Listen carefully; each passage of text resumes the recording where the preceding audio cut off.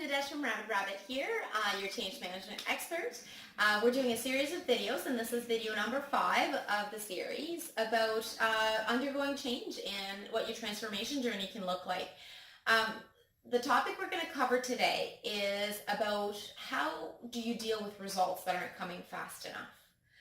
This one's a little hard in the sense that what is fast enough? It's so quantitative that who's to say what's fast enough? So we're going to assume that it's not fast enough for what you had envisioned in your mind. So I'm going to say that the first thing to do in that case is that to go back to the drawing board. Where did you believe that these things were going to happen at XYZ pace? When I started my journey through health and fitness, I'm not a health and fitness expert myself. I'm a change manager. And so I had no idea what to expect in terms of growth or in terms of changes I was going to see in my own evolution.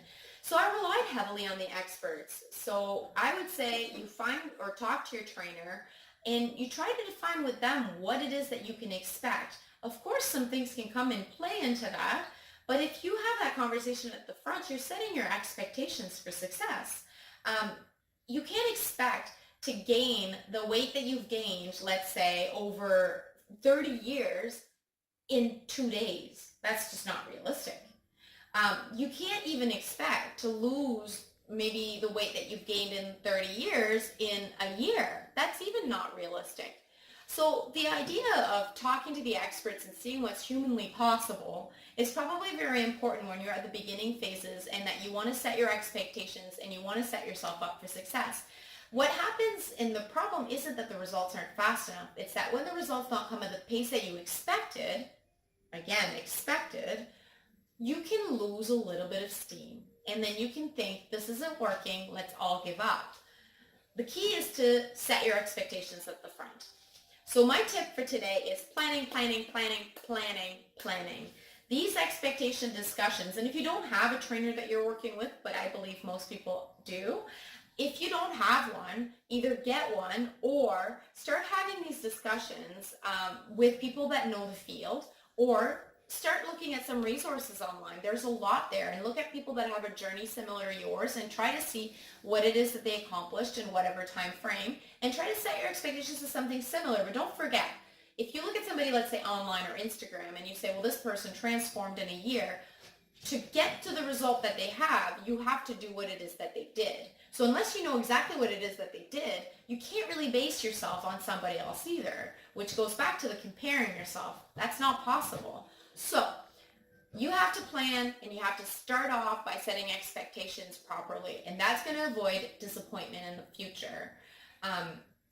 There's no set pace. You got yourself in whatever position when you decided to take your health and fitness into account.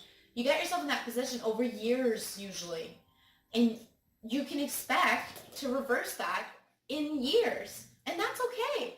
So unless you have a medical condition that requires you to make a change really, really quickly, which usually involves you having to take some medication or something like that, then the goal isn't to reverse, let's say, the high blood pressure, but more so to get to a point where you don't need the medication anymore.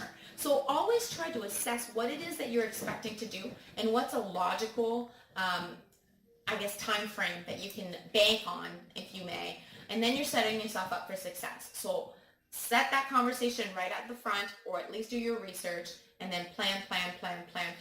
That's going to allow you to reassess and constantly set yourself up for success. Hopefully this tip was useful.